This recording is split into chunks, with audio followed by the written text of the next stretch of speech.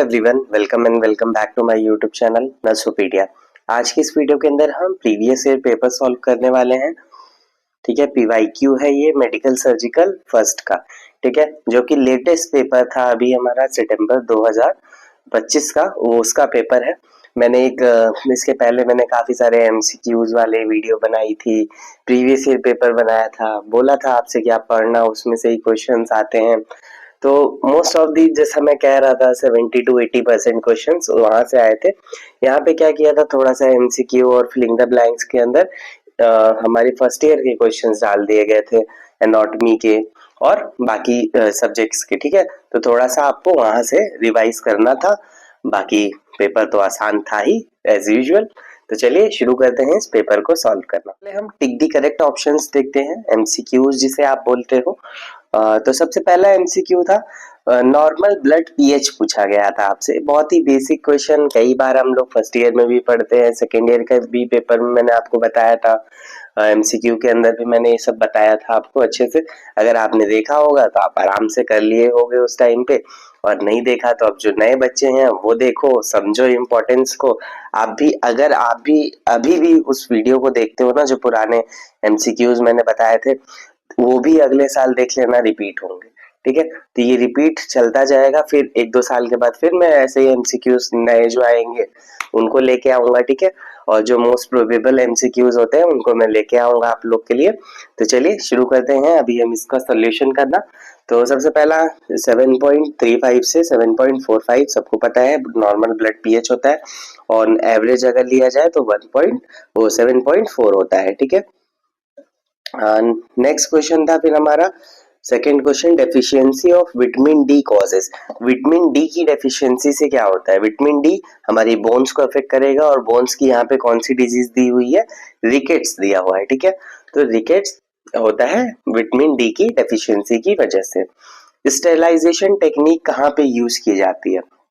Option देख लो आप, OT के अंदर, ओपीडी के अंदर, वार्ड के अंदर, या फिर किचन के अंदर। ठीक है, तो ओपीडी, वार्ड, किचन, ये सब जगह पे डिसइंफेक्शन किया जाता है।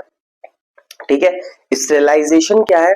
सिर्फ और सिर्फ ओटी में किया जाता है, operation theatre. Okay, next question था नॉर्मल सीरम सोडियम लेवल। ये क्वेश्चन मैं बहुत बार कराया हूँ आपको सॉल्व। ठीक है, एमसीक्यूज में भी, फिलिंग द ब्लैंक्स के अंदर भी मैंने इसको सॉल्व कराया है। तो आप लोग बताओ क्या होता है नॉर्मल सीरम सोडियम लेवल? तो सोडियम का क्या लेवल रहता है? 135 से 145 के बीच में रहता है नॉर्मल।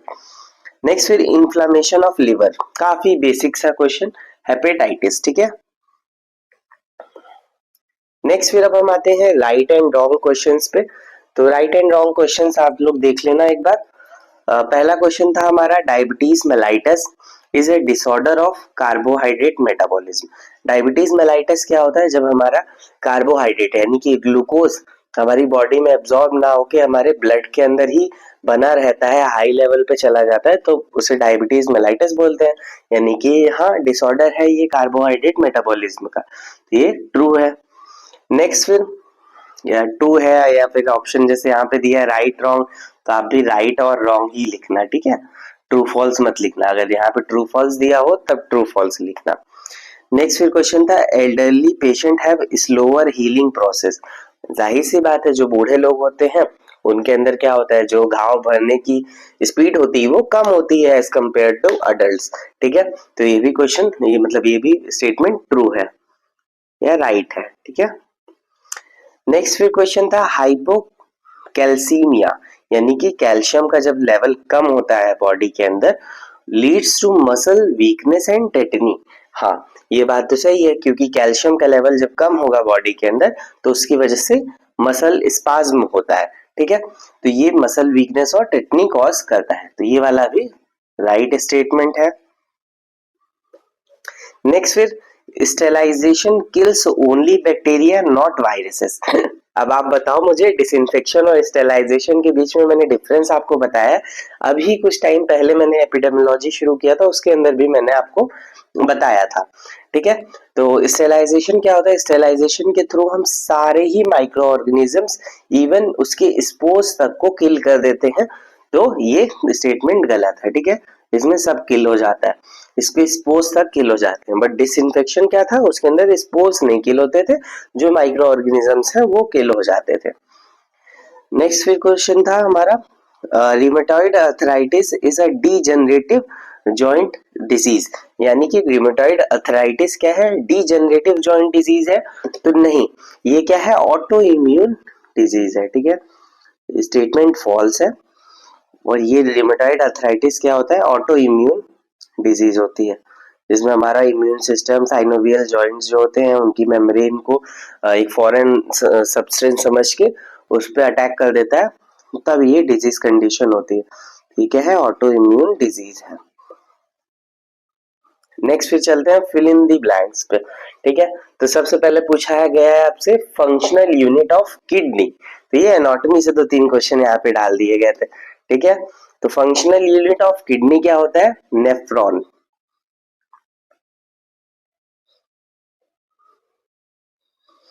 सबको पता होगा। The lowest part of respiratory tract, respiratory tract का लोएस्ट पार्ट क्या होता है, सबसे लास्ट में कहाँ पे जाके एयर जाती है, एल्वियोलाई, वहां पे गैसेस एक्सचेंज होता है, तो वही होता है हमारा last part, alveoli. Next question था हमारा, the type of immunity transferred from mother to baby via placenta is, तो यहाँ पे ये नहीं पूछा गया कि कौन सा इम्यूनोग्लोबुलिन ट्रांसफर होता है, तो इम्यूनोग्लोबुलिन अगर आपसे पूछा जाए तो आईजीजी होता है। ठीक है, प्लासेंटा के थ्रू और मिल्क के थ्रू आईजीए होता है, बट यहाँ पे आपसे पूछा गया इम्यूनिटी कौन सी है, तो ये इम्यूनिटी क्या है, पैसिव इम्यूनिटी है। ठीक है, यहाँ पे क्योंकि खुद खुद की बेबी की बॉडी ने खुद से एंटीबॉडीज नहीं बनाई है, तो ये क्या हुई, पैसिव इम्यूनिटी हुई, मदर से मिली हुई है। ठीक है, नेक्स्ट क्वेश्चन है हमारा, a common electrolyte imbalance in surgical patient, surgical patient के अंदर क्या होता है, दो तरह के इलेक्ट्रोलाइट इम्बैलेंस हो जाता है। ठीक है, मेनली तो क्या होता है, हाइपोकैलेमिया होता है, बट कहीं कहीं पे हाइपोनेट्रीमिया भी दिया गया है, तो आप दोनों का ही आंसर कंसिडर कर सकते हो। ठीक है, तो यहाँ पे लिख लेना आप हाइपोकैलेमिया, मैं इधर लिख देता हूँ साइड में,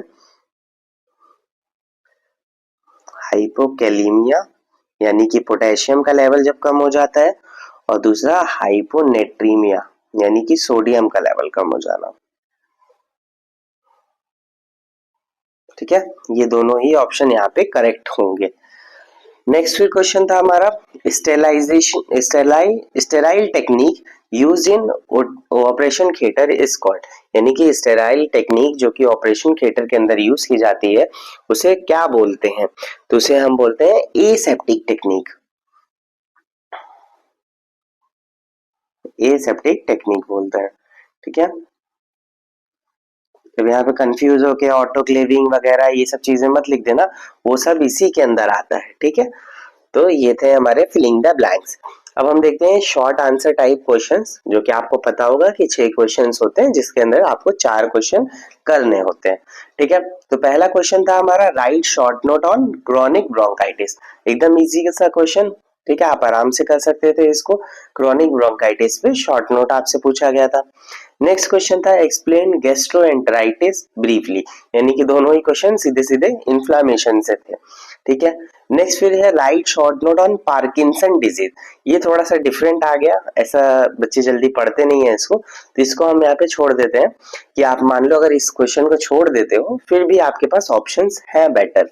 ठीक है, नेक्स्ट फिर क्वेश्चन था, nursing management of post operative patient, nursing management आप आराम से लिख सकते हो पोस्ट ऑपरेटिव पेशेंट का, मैंने कई बार बता रखा है, पिछले भी जो पेपर्स थे उनके अंदर भी पूछा गया था, ज्यादातर चाइल्ड हेल्थ नर्सिंग के अंदर पूछा गया था, और उसके अंदर भी पूछा गया था मेडिकल सर्जिकल में, जहां पे मैंने आपको बताया था, आप आराम से कर लिए होंगे इसको। ठीक है, तो पोस्ट ऑपरेटिव पेशेंट का। नेक्स्ट फिर था, राइट अबाउट हाइपरथायरॉयडिज्म, हाइपरथायरॉयडिज्म के बारे में आपको लिखना है, ये भी बेसिक डिजीज है, सबको पता होती है, ये भी आप आराम से कर सकते थे। नेक्स्ट क्वेश्चन था, prevention and control of hospital acquired infection, hospital acquired infection को आप जानते हो कि नोजोकोमियल इन्फेक्शन भी बोला जाता है, नोजोकोमियल इन्फेक्शन, तो ये क्वेश्चन भी आराम से हो जाता, ये तो हमारा बेसिक फर्स्ट ईयर से, फंडामेंटल ऑफ नर्सिंग से आ गया ये क्वेश्चन। ठीक है, तो यही बस एक तो पार्किंसन डिजीज वाला थोड़ा सा डिफरेंट था, बाकी आप ये 5 क्वेश्चन आराम से कर सकते थे। ठीक है, तो इनका अब हम सोल्यूशन देखेंगे। और अगर आपको सोल्यूशन नहीं देखना है तो आप डायरेक्टली लॉन्ग आंसर्स पे जा सकते हो। नीचे देखो टाइम स्टैम्प्स आ रहे होंगे, उसके थ्रू आप चैप्टर में चले जाना, तो उसमें लॉन्ग आंसर पे आप चले जाओ डायरेक्टली, तो वहां पे आप लॉन्ग क्वेश्चंस देख लो अगर आपको आंसर नहीं देखने हैं तो। ठीक है, बाकी मैं हम सॉल्व करता हूँ। ठीक है, पहला हमारा क्वेश्चन था क्रोनिक ब्रोंकाइटिस, तो उसे सॉल्व करते हैं। आपको पता होगा क्रोनिक ब्रोंकाइटिस एक टाइप होता है हमारा सीओपीडी का। सीओपीडी 4 मेजर डिजीज को मिलाकर होता है। पहला तो क्रोनिक ब्रोंकाइटिस, दूसरा एम्फाइसीमा, तीसरा इरिवर्सिबल अस्थमा और चौथा हमारा bronchitis.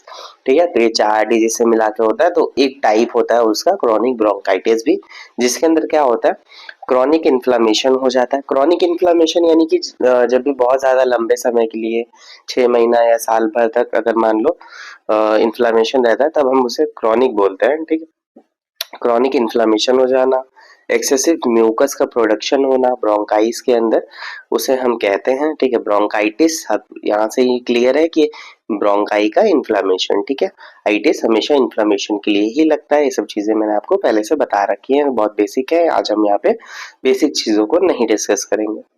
causing a productive cough for at least 3 months or over 2 consecutive years, यानी कि जिसकी वजह से क्या होता है, कफ लगातार 3 महीने तक या फिर 2 साल तक भी रहता है। कॉजेस या रिस्क फैक्टर्स क्या रहते हैं? मेन रिस्क फैक्टर इसका होता है स्मोकिंग, और मेन कॉज भी स्मोकिंग ही रहता है। ज्यादातर मैं जिनको जानता हूँ, कुछ लोगों को हुआ है तो उनको स्मोकिंग के कारण ही ज्यादा होता है, या फिर एयर पोल्यूशन आजकल बहुत ज्यादा बढ़ गया है, उसकी वजह से भी हो सकता है।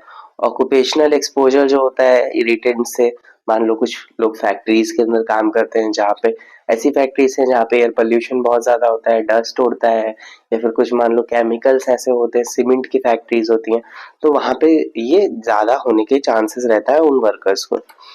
रिकरेंट रेस्पिरेटरी इन्फेक्शन से भी हो सकता है, बार बार अगर इन्फेक्शन हो रहा है तब भी हो जाता है। साइन और सिम्टम्स क्या रहते हैं इसमें? मेन तो कफ आएगा, लगातार आएगा, क्रॉनिक आएगा, विजिंग होगा, विजिंग साउंड आएगा जब कफ होगा तो। ठीक है, या जब भी सांस लेगा तब विजलिंग साउंड आएगा। डिस्पीनिया यानी कि सांस लेने में प्रॉब्लम होगी, डिफिकल्टी इन ब्रीदिंग का टर्म होता है डिस्पीनिया। फटीग और साइनोसिस, साइनोसिस का क्या मतलब होता है? ब्लूइश डिस्कलरेशन ना, ब्लूइश डिस्कलरेशन। साइनोसिस ज्यादातर मेनली कहाँ ऑब्जर्व किया जाता है, आप बताना मुझे कमेंट सेक्शन के अंदर, साइनोसिस का सबसे पहले कहाँ देखा जाएगा। ठीक है, नेक्स्ट फिर कॉम्प्लिकेशंस। कॉम्प्लिकेशंस क्या होते हैं? रेस्पिरेटरी फेलियर हो सकता है, कॉर पल्मोनरी हो सकता है, यानी कि ये क्या होता है, एक तरह की कंडीशन होती है जब हमारा राइट साइड का हार्ट फेल हो जाता है, तब ये कंडीशन अराइज होती है कि जब हार्ट हमारा ब्लड पंप नहीं कर पा रहा है लंग्स में, लेकिन लंग्स से लगातार ब्लड लिया जा रहा है लेफ्ट वाला हमारा एट्रियम, तब ये कंडीशन होती है, उसे कॉर पल्मोनरी बोलते हैं। ठीक है, रिकरेंट इन्फेक्शंस, रिकरेंट इन्फेक्शंस होने की वजह से मतलब रिकरेंट इन्फेक्शन, ये कॉम्प्लिकेशन हो सकता है। मेडिकल मैनेजमेंट के अंदर क्या करते हैं? ब्रोंकोडाइलेटर्स देंगे जो कि ब्रोंकाई को डायलेट करेंगे, कॉर्टिकोस्टेरॉइड्स देंगे जो इन्फ्लामेशन को कम करेंगे, एंटीबायोटिक्स देंगे अगर इन्फेक्शन हुआ है तो, बाकी ऑक्सीजन थेरेपी प्रोवाइड करेंगे, ऑक्सीजन सपोर्ट देंगे, एक्सरसाइज वगैरह जो होती हैं वो सब चीजें वहां पे करवाएंगे। नर्सिंग केयर के अंदर आप क्या कर सकते हो? सबसे पहले तो स्मोकिंग सेसेशन करना, यानी कि प्रमोट करना है इंसान को कि अब वो स्मोकिंग छोड़ दे या स्मोकिंग बहुत ज्यादा कम कर दे। ठीक है, monitor respiratory status, respiratory status को मॉनिटर करना, स्पायरोमेट्री करना, और एक्सरसाइज वगैरह करवाना, बलून एक्सरसाइज जो होती है वो सब चीजें कराना। प्रोवाइड ह्यूमिडिफाइड एयर, यानी कि जो हम ऑक्सीजन थेरेपी प्रोवाइड कर रहे हैं उसके अंदर जो एयर होनी चाहिए ह्यूमिडिफाइड होनी चाहिए, जो ह्यूमिडिफायर होता है वो हमेशा फिल होना चाहिए, उसको ध्यान रखना है। Encourage fluid intake, fluid intake को इनकरेज करना है, और पोस्टीरियर ड्रेनेज करना है अगर पॉसिबल हो तो, अगर मतलब कंडीशन ऐसी आ जाती है तब। नेक्स्ट डिजीज कंडीशन थी गैस्ट्रोएंटेराइटिस। गैस्ट्रोएंटेराइटिस क्या होता है? जैसे गैस्ट्रो का क्या मतलब होता है? स्टमक। ठीक है, एंटर, एंटर का मतलब क्या हुआ? इंटेस्टाइन, इंटेस्टाइन ना, और आइटिस मतलब इन्फ्लामेशन। तो ऐसे आप तोड़ तोड़ के भी, जैसे हम लोग बचपन में पढ़ते थे ना, ऐसे तोड़ तोड़ के भी आप पढ़ोगे तो भी आपको समझ में आ जाएगा। बस आपको बेसिक नाम होने पता होना चाहिए, ठीक है। तो इसका क्या मतलब हुआ, स्टमक और इंटेस्टाइन के अंदर इन्फ्लामेशन हो जाना, ठीक है। यही डेफिनेशन है, gastroenteritis is the inflammation of stomach and intestine usually due to infection. ज्यादातर क्या होता है, इन्फेक्शन की वजह से होता है, जिसकी वजह से वॉमिटिंग या फिर डायरिया हो सकता है। कॉजेस और रिस्क फैक्टर्स क्या रहते हैं, कंटामिनेटेड फूड और वाटर की वजह से इन्फेक्शन हो जाता है, वायरस की वजह से जैसे कि rota virus, noro virus, bacteria, E coli ज्यादातर इफेक्ट करता है हमारे डाइजेस्टिव ट्रैक्ट को। पुअर सैनिटेशन की वजह से या फिर इम्यूनिटी कम हो तब भी हो जाता है। साइन एंड सिम्टम्स क्या आएंगे, देखो जब भी डाइजेस्टिव ट्रैक्ट की डिजीज होती है ना, तो उसके अंदर साइन सिम्टम में सबसे पहले वॉमिटिंग डायरिया लिख लेना, वॉमिटिंग डायरिया तो होना ही होना है, ठीक है। नेक्स्ट फिर एब्डोमिनल क्रैम्प होगा, फीवर होगा, इन्फेक्शन हुआ है तो डिहाइड्रेशन होगा, डायरिया है तो डिहाइड्रेशन तो लिखना ही लिखना है। अब इसमें कॉम्प्लिकेशंस क्या हो सकते हैं, हो सकता है सीवियर डिहाइड्रेशन हो, हाइपोवोलेमिक शॉक हो जाए, ठीक है, हाइपोवोलेमिक शॉक यहाँ पे, ठीक है। और नेक्स्ट इलेक्ट्रोलाइट इम्बैलेंस, ये सब कंडीशन हो सकती है अगर क्रॉनिक हो गया तो, ठीक है, अगर ध्यान नहीं दिया गया तो। नेक्स्ट अब मेडिकल मैनेजमेंट में क्या किया जाता है, सबसे पहले तो ओरल रिहाइड्रेशन फ्लूइड्स यानी कि ओआरएस वगैरह प्रोवाइड करना, आईवी फ्लूइड्स प्रोवाइड करना, अगर सीवियर हो गया है तो एंटी डायरियल ड्रग्स प्रोवाइड करना, एंटीबायोटिक्स प्रोवाइड करना अगर बैक्टीरियल इन्फेक्शन है तो। नेक्स्ट फिर नर्सिंग केयर, नर्सिंग केयर के अंदर क्या करेंगे, monitor hydration status, hydration status को मॉनिटर करेंगे, maintain oral intake, skin care, patient education on hygiene, ठीक है, ये सब चीजें हम करेंगे। नेक्स्ट डिजीज है हमारी पार्किंसन डिजीज, ठीक है, ये क्वेश्चन था थर्ड वाला हमारा पार्किंसन डिजीज से, तो उसको हम बेसिक थोड़ा सा समझ लेते हैं यहाँ पे, बाकी डिटेल में तो हम लोग लेक्चर में समझेंगे ना, अभी इतना टाइम नहीं है और आपका एग्जाम भी होगा तभी आप इस वीडियो को देख रहे होगे। A chronic neurodegenerative disorder affecting movement due to reduced dopamine production in the brain।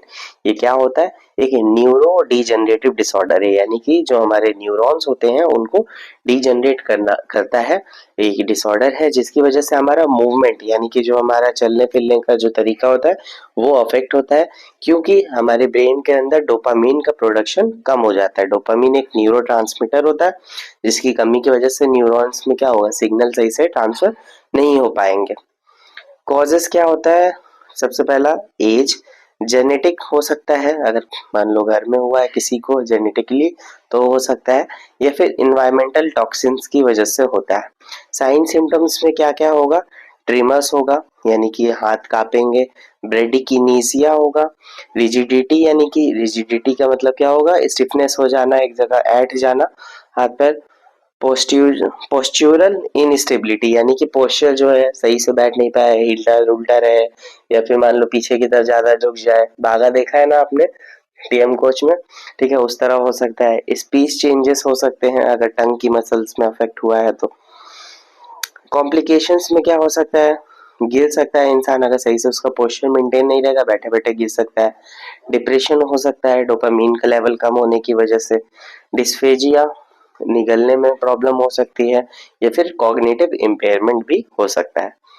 Next फिर अब मेडिकल मैनेजमेंट देखते हैं। मेडिकल मैनेजमेंट के अंदर क्या किया जाएगा, लीवोडोपा या फिर कार्बिडोपा यानी कि डोपामीन का ये सब्स्टिट्यूट होता है, ये प्रोवाइड किया जाएगा, या फिर डोपामीन एगोनिस्ट दिए जाएंगे, MAO भी इनहिबिटर प्रोवाइड किया जाएगा। सर्जिकल मैनेजमेंट के अंदर क्या किया जाएगा, डीप ब्रेन स्टिमुलेशन किया जाएगा। नर्सिंग केयर के अंदर क्या प्रोवाइड कर सकते हैं, असिस्ट करेंगे विथ मोबिलिटी यानी कि चलने फिरने में सपोर्ट प्रोवाइड करना ताकि पेशेंट गिर ना जाए। Safety measures, medication adherence, emotional support provide करना, ठीक है, मेडिकेशन प्रोवाइड करना, सेफ्टी को इंश्योर करके रखना, असिस्ट करना उसके जो डेली लाइफ की एक्टिविटीज हैं उसके अंदर, और इमोशनल सपोर्ट प्रोवाइड करना। हमारा फोर्थ क्वेश्चन था nursing management of post operative patients. तो पोस्ट ऑपरेटिव पेशेंट्स को नर्सिंग केयर की जरूरत इतनी ज्यादा क्यों होती है, वो पहले हम लोग समझ लेते हैं। मेन क्या होता है, वो रिकवरी पीरियड होता है एक सर्जरी के बाद का। तो वहाँ पे पेन होता है, उसको मैनेज करना होता है, वहाँ पे कुछ कॉम्प्लिकेशंस हो सकती हैं, इन्फेक्शन हो सकता है हेमरेज हो जाए, ठीक है। तो ये सब चीज़ों को मैनेज करके रखना और इंश्योर करना कि कोई भी कॉम्प्लिकेशन नहीं हो रही है, और प्रमोट करना हीलिंग को, ठीक है, कि घाव जल्दी से भरे। कॉम्प्लिकेशंस देख लो अब कॉमनली क्या क्या होता है, इन्फेक्शन, हैमरेज, डीवीटी यानी कि डीप वेन थ्रोम्बोसिस, और निमोनिया, ये सब कॉम्प्लिकेशंस हो सकते हैं। तो यहाँ पे हम नर्सिंग मैनेजमेंट क्या करेंगे, कुछ मैंने पॉइंट्स लिए हैं, बाकी आप और अपने से लिख सकते हो। सबसे पहला तो मॉनिटर करना है वाइटल साइंस को और वुंड साइट को। पोस्ट ऑपरेटिव में वाइटल साइंस का मॉनिटर करना बहुत ज़्यादा इंपॉर्टेंट होता है, क्योंकि वो वहाँ पे एनेस्थीसिया का असर धीरे धीरे कम हो रहा होता है और इंसान अपनी नॉर्मल स्टेट में आ रहा होता है, तो वहाँ पे वाइटल्स बहुत ज़्यादा इंपॉर्टेंट होते हैं। फिर जैसे ही एनेस्थीसिया का असर खत्म होता है तो पेन होता है, तो उसके लिए पेन मैनेजमेंट करना, एनाल्जेसिक्स प्रोवाइड करना। अर्ली एम्बुलेशन, एम्बुलेशन यानी कि जल्दी से मूवमेंट प्रोवाइड करना, यानी कि चलने फिरने के लिए रहना, या फिर पैर वैर अपना जो है स्ट्रेचिंग करने के लिए बोलना। इससे क्या होता है कि बेड सोर्स के चांसेस कम होते हैं, डीवीटी के चांसेस कम हो जाते हैं, ठीक है। इसलिए अर्ली एम्बुलेशन कराना, मेंटेन करना हाइड्रेशन एंड न्यूट्रिशन, यानी कि जो भी मतलब सेमी सॉलिड डाइट देनी है, जो भी न्यूट्रिशन प्रोवाइड करना है उसको मेंटेन करना, हाइड्रेशन मेंटेन करना। यहाँ पे आप और चीज़ें लिख सकते हो, जो मेडिकेशन है उसको एडमिनिस्टर करना, मेडिकेशन एडमिनिस्ट्रेशन, ठीक है। और भी आपको जो भी चीज़ें याद आए, हेल्थ एजुकेशन वगैरह सब कुछ यहाँ पे आप लिख सकते हो, ठीक है। ब्रीदिंग एक्सरसाइज करवाना, ताकि जो है टेलेक्टेसिस ना होने पाए, टेलेक्टेसिस यानी कि कोलैप्स ऑफ लंग्स, ठीक है। Education on wound care and follow up. अब लास्ट में पेशेंट को क्या है, वुंड केयर के लिए उसे बताना कि हाँ 2-3 दिन पे आप नहा लेना, इसको क्लीन करके दोबारा से बैंडेज लगवा लेना आप लोग, ठीक है। और फॉलो अप के लिए बुलाना, जितने भी 1 हफ्ते बाद, 10 दिन के बाद, जब भी जैसी भी सर्जरी उस हिसाब से बुलाना। नेक्स्ट क्वेश्चन था हाइपरथायरॉयडिज्म, ठीक है। हाइपरथायरॉयडिज्म क्या होती है, एक कंडीशन होती है जब जो हमारी थायराइड ग्लैंड्स है वो क्या क्या सिक्रीट करती हैं, थायराइड हार्मोन्स T3 और T4 सिक्रीट करती है ना। तो यही जब T3 और T4 ज्यादा सिक्रीट होने लग जाता है, एक्सेसिव सिक्रीशन होने लग जाता है थायराइड हार्मोन्स का, तो वो कंडीशन होती है हाइपरथायरॉयडिज्म की।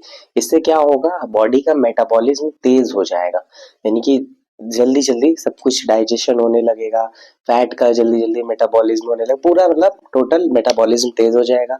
आप यहाँ से एक चीज और याद रख सकते हो कि यहाँ पे मेटाबॉलिज्म बढ़ गया यानी कि बॉडी वेट कम हो जाएगा। हाइपरथायरॉयडिज्म में क्या होता है, बॉडी वेट कम होता है, ठीक है। और यही अगर उल्टा होता हाइपोथायरॉयडिज्म के अंदर, तो वहां पे बॉडी वेट बढ़ जाता है, ठीक है। ये उल्टा चलता है, हाइपर यानी कि ज्यादा अगर सिक्रीट हो रहा है तो बॉडी का वेट कम हो जाएगा, और अगर कम सिक्रीट हो रहा है तो बॉडी फूल जाती है, देखते होगे आप लोग, वेट ज्यादा हो जाता है, ठीक है। कॉजेस और रिस्क फैक्टर्स क्या क्या रहते हैं, ग्रेव्स डिजीज एक ऑटो इम्यून डिसऑर्डर होता है जो कि थायराइड ग्लैंड्स को अफेक्ट करता है, जिससे कि हाइपर सिक्रीशन होने लग जाता है, एक ये कारण रहता है।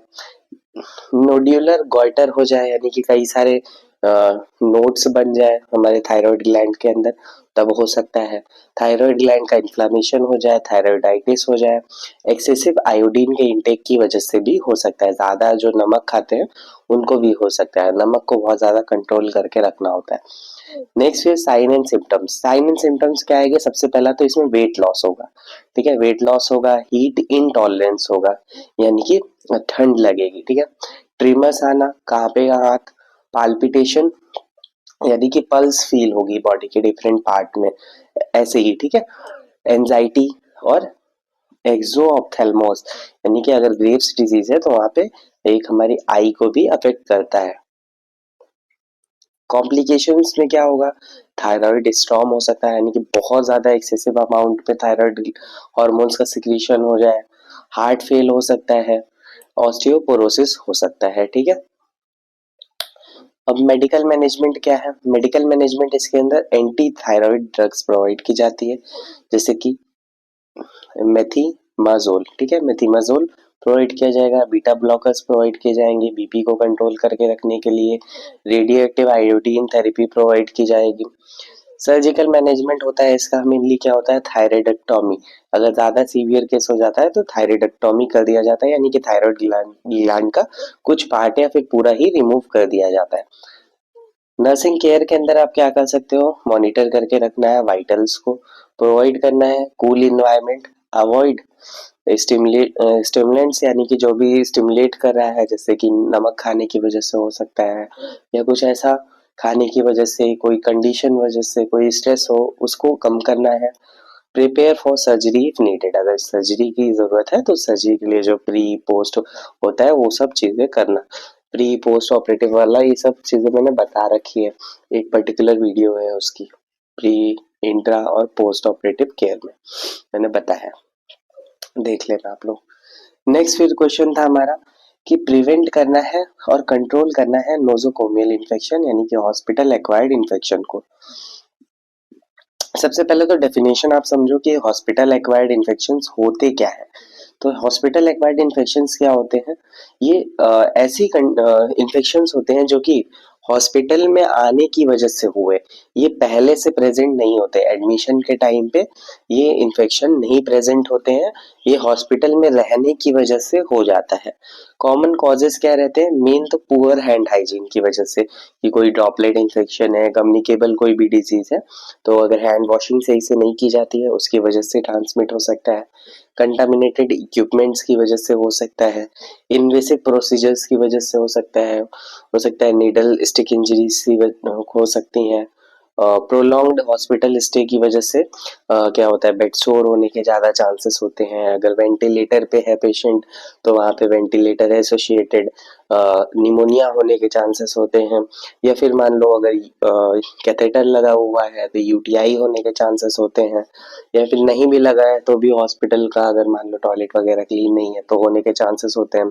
सर्जिकल साइट पे इन्फेक्शन हो सकता है, ठीक है, ये सब चीजें होती हैं। सेप्सिस हो सकता है, पस का कलेक्शन हो सकता है, तो ये कॉमनली ये सारे होते हैं, ठीक है।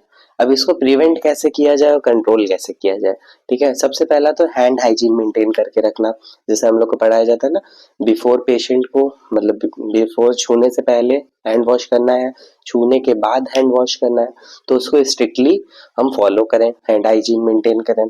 स्टेराइल टेक्निक्स का यूज करें, यानी जो भी इक्विपमेंट्स हैं उनको स्टेराइल रखें। जब भी हम कोई इन्वेसिव प्रोसीजर कर रहे हैं, स्टिचिंग कर रहे हैं, इंजेक्शन दे रहे हैं, तब वहाँ पे स्टेराइल टेक्निक का यूज किया जाए, पीपीई का यूज किया जाए।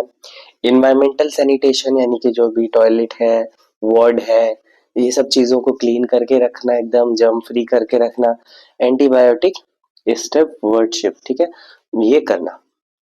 अब नर्सिंग रोल क्या रहता है यहाँ पे, सबसे पहले तो एजुकेट करना पेशेंट को, मेंटेन करना एसेप्टिक टेक्निक्स का, मॉनिटर करना इन्फेक्शन के साइंस को, फीवर आना या कहीं पे पस का कलेक्शन होना, कोई घाव का ज्यादा दिन तक ना सूखना, तो ये सब इन्फेक्शन के कारण हो सकते हैं, तो उनको जल्दी से हमें आइडेंटिफाई करना। Perform isolation procedures if needed, ठीक है, तो अगर ज्यादा दिक्कत हो रही है, कोई कम्युनिकेबल डिजीज हो गई है तो आइसोलेशन करना। अब हम समझते हैं लॉन्ग आंसर्स। पहले तो देखते हैं लॉन्ग आंसर क्या क्या आए थे। तो यहाँ पे भी 6 क्वेश्चंस आते हैं, 10-10 नंबर के होते हैं सारे के सारे, जिसमें से आपको 4 क्वेश्चंस अटेम्प्ट करने होते हैं। तो पहला क्वेश्चन था यहाँ पे, explain the pathophysiology, clinical features, nursing management of rheumatoid arthritis, ठीक है, रिमेटॉइड अर्थराइटिस के pathophysiology, clinical features, nursing management बताना है आपको। नेक्स्ट फिर क्वेश्चन था, describe in detail preparation and maintenance of aseptic environment in operation theatre, यानी कि कैसे ऑपरेशन थिएटर के अंदर प्रिपेयर किया जाता है एसेप्टिक एनवायरनमेंट और उसे कैसे मेंटेन किया जाता है, इसके बारे में आपको बताना है। नेक्स्ट फिर डिफाइन करना है गैस्ट्राइटिस। गैस्ट्राइटिस एक स्टमक का इन्फ्लेमेशन होता है, उसके बारे में आपको बताना है, causes, clinical features, complications, treatment, ठीक है। नेक्स्ट क्वेश्चन था, explain the nursing process in the care of elderly patient with sensory deprivation, ठीक है, सेंसरी डिप्रीविएशन वाले एक एल्डरली पेशेंट का आप नर्सिंग प्रोसेस पूरा लिखो, यानी कि नर्सिंग केयर प्लान पूरा बनाओ। फिर नेक्स्ट क्वेश्चन था हमारा डिफाइन स्ट्रोक। स्ट्रोक यानी कि सेरिब्रोवेस्कुलर एक्सीडेंट, सीवीए भी बोलते हैं इसी को। उसके टाइप्स बताना, causes, clinical manifestations and management. ठीक है, आपको इतना बताना है। नेक्स्ट फिर है डिफाइन मिस्थीनिया, मिस्थीनिया ग्रेविस। ठीक है, मिस्थीनिया ग्रेविस को आपको डिफाइन करना है, उसकी इटियोलॉजी बतानी है, क्लिनिकल मैनिफेस्टेशंस बताने हैं, ट्रीटमेंट बताना है और नर्सिंग मैनेजमेंट बताना है। तो चलिए अब हम शुरू करेंगे इन सारे क्वेश्चंस का आंसर करना। ठीक है, फर्स्ट क्वेश्चन था रिमेटॉइड अर्थराइटिस। ठीक है, शॉर्ट में आरए भी आप बोल सकते हो। तो रिमेटॉइड अर्थराइटिस क्या होता है? सबसे पहले तो अर्थराइटिस आपको पता होना चाहिए, इन्फ्लेमेशन ऑफ जॉइंट्स। ठीक है, इन्फ्लेमेशन ऑफ जॉइंट्स। और जहाँ भी रिमेटॉइड वर्ड आ जाए ना तो वहां समझो आपकी ये ऑटो इम्यून कॉज होता है। ठीक है, रिमेटॉइड अर्थराइटिस क्या होता है? एक ऑटो इम्यून कंडीशन होती है जिसकी वजह से इन्फ्लामेशन हो जाता है जॉइंट्स का। ठीक है, तो इसकी डेफिनेशन आप देख लो। It is a chronic systemic autoimmune inflammatory disease primarily affecting synovial joints, यानी कि ये मेनली क्या है, साइनोवियल जॉइंट्स को अफेक्ट करता है। Producing persistent synovitis. साइनोवाइटिस यानी कि जो साइनोवियल जॉइंट्स के अंदर साइनोवियम लेयर होती है उसके अंदर इन्फ्लामेशन हो जाना, और वही इन्फ्लामेशन इतना ज्यादा बढ़ने लगता है कि वो कार्टिलेज को डिस्टर्ब करता है, कार्टिलेज को तोड़ देता है या उसके अंदर घुस जाता है और जॉइंट्स की डिफॉर्मिटी हो जाती है। यानी कि जॉइंट कैसे सीधा होना चाहिए, ठीक है, तो सीधा ना हो के ऐसे कुछ टेढ़े हो जाए, ठीक है, इस तरह के हो जाए तो उसी को हम डिफॉर्मिटी बोलते हैं। ठीक है, कुछ भी तरीके से टेढ़े मेढ़े हो जाते हैं। पैथोफिजियोलॉजी क्या होता है? इसका मेन ऑटो इम्यून प्रोसेस की वजह से ही होता है, यानी कि auto antibodies such as rheumatoid factors और एंटी सीसीपी जो होती हैं वो ट्रिगर करती हैं क्रॉनिक इन्फ्लेमेशन ऑफ साइनोवियम। ठीक है, ये मतलब जो एंटीबॉडीज होती हैं हमारी बॉडी के साइनोवियम पे ही अटैक कर देती हैं और उसके अंदर इन्फ्लेमेशन हो जाता है। तो ये जो साइनोवियल सेल्स होती हैं ये बढ़ने लग जाती हैं, प्रोलिफरेट होती हैं और फॉर्म करती हैं पन्नास, जो कि इन्वेट कर देता है कार्टिलेज और बोन्स के अंदर, यानी कि ये कार्टिलेज और बोन्स के अंदर घुस जाता है। Progressive joints erosion, deformities, loss of function. Systemic immune activation causes extra articular manifestations like nodules, vasculitis। ठीक है, यानी कि सिस्टमिक इम्यून एक्टिवेशन की वजह से कुछ एक्स्ट्रा आर्टिकुलर यानी कि कुछ जो जॉइंट्स के अलावा भी कहीं जगह पे हो जाता है कुछ प्रॉब्लम, जैसे कि नोड्यूल्स हो जाना, वेस्कुलाइटिस हो जाता है। Clinical features, main clinical features क्या होंगे? सिमेट्रिक और पॉली आर्टिकुलर जॉइंट पेन होगा, यानी कि जैसे दोनों हाथ की मान लो फर्स्ट फिंगर के अंदर ही पेन हो रहा है और उसी के अंदर स्वेलिंग हो रही है। ठीक है, सिमेट्रिक चलेगा। जॉइंट पेन होना, स्वेलिंग होना, जो कि स्मॉल जॉइंट्स होते हैं हैंड्स और फीट में ज्यादा होता है। प्रोलॉन्ग मॉर्निंग स्टिफनेस, यानी कि मॉर्निंग के टाइम में स्टिफ हो जाना, हैठन जिसे हम बोलते हैं, 1 घंटे से ज्यादा देर के लिए होना। प्रोग्रेसिव जॉइंट डिफॉर्मिटीज, यानी कि नेक का स्वांस नेक हो जाना, एकदम गर्दन अकड़ जाना, अल्नर डेविएशन हो जाना। सिस्टेमिक फीचर्स भी आ सकते हैं जैसे लो ग्रेड फीवर होना, फटीग होना, रिमेटॉइड नोड्यूल्स बनना, एनीमिया होना अगर क्रॉनिक डिजीज हो रही है तो। एक्स्ट्रा आर्टिकुलर की बात करें यानी कि जॉइंट के अलावा क्या हो सकता है, तो पल्मोनरी फाइब्रोसिस हो सकता है, पेरिकार्डाइटिस होता है और वेस्कुलाइटिस हो सकता है। डायग्नोसिस इसका मेनली क्या है? ईएसआर और सीआरपी, इससे क्या होंगे? एलिवेटेड रहेंगे। रूमेटॉइड फैक्टर्स को जो है आइडेंटिफाई करना, एंटीसीसीपी को आइडेंटिफाई करना, सीबीसी करना, एक्सरे, अल्ट्रासाउंड, एमआरआई, ये सब इमेजिंग टेस्ट किया जाएगा जॉइंट डिफॉर्मिटी को डिटेक्ट करने के लिए। कॉम्प्लिकेशंस में क्या हो सकता है? जॉइंट डिस्ट्रक्शन हो सकता है, डिसेबिलिटी हो सकती है, सेकेंडरी ऑस्टियोआर्थराइटिस हो सकता है, ऑस्टियोपोरोसिस हो सकता है, कार्डियोवेस्कुलर डिजीज हो सकती हैं जो एंडोकार्डाइटिस वगैरह, ये सब चीजें हो सकती हैं। इन्फेक्शन फ्रॉम इम्यूनो सप्रेशन, ठीक है, इन्फेक्शन भी हो सकता है क्योंकि ये ऑटो इम्यून डिजीज की वजह से इम्यून सिस्टम हमारा इम्यूनिटी वीक हो जाती है तो इसकी वजह से इन्फेक्शंस भी हो सकते हैं। मेडिकल मैनेजमेंट के अंदर क्या होता है, मेन एक ड्रग होती है डीमार्ट्स, ठीक है, यानी कि disease modified anti rheumatic drugs, ये प्रोवाइड की जाती है, जैसे मेथोट्रेक्सेट, ये फर्स्ट लाइन ड्रग होती है, सल्फासलाजिन, हाइड्रोक्सी क्लोरोक्वीन, ये ड्रग्स प्रोवाइड की जाती हैं। NSAIDs, short term systemic corticosteroids provide की जाती हैं सिम्टम्स को कंट्रोल करने के लिए। Analgesics, physiotherapy, occupational therapy provide की जाती है। सर्जिकल मैनेजमेंट के अंदर क्या है, साइनोवेक्टोमी, यानी कि जो साइनोवियल जॉइंट है उसकी सर्जरी कर देना, उसको ओपन करके जो भी इन्फ्लामेशन है उसको कट कर देना। टेंडन रिपेयर करना, जॉइंट रिप्लेसमेंट करना, जिससे क्या बोलते हैं, जॉइंट रिप्लेसमेंट को एंथ्रोप्लास्टी बोलते हैं, अगर ज्यादा डिफॉर्मिटी हो जाए तब किया जाता है।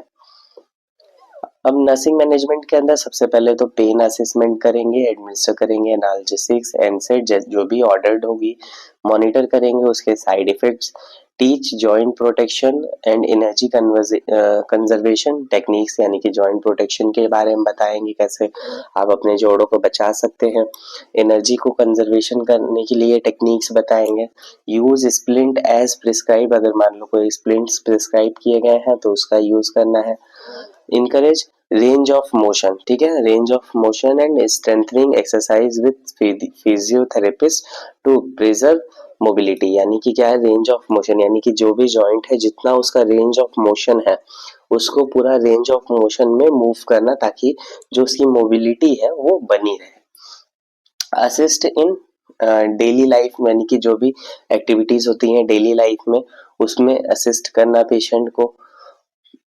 Plan rest period to reduce fatigue, यानी कि उसको रेस्ट एडिक्वेट रेस्ट प्रोवाइड करना।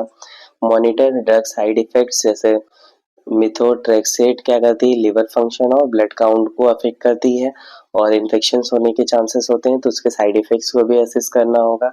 Skin care over nodules, pressure are prevented, यानी कि जो भी नोड्यूल्स हो गए हैं जहाँ पे, वहाँ पे स्किन केयर प्रोवाइड करना। प्रेशर सोर वहाँ ना बनने पाए इसलिए प्रेशर को कम करना।